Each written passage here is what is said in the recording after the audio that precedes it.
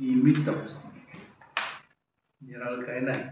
एक त्या तपासणीतून ज्या काही उणीव असतील त्याचं आम्हाला निश्चित पत्र तरी येऊ दे कमिशनरकडनं, मग आम्ही तो कंप्लाय करतो. आताच काय बोलायचं, अजून पत्र नाही.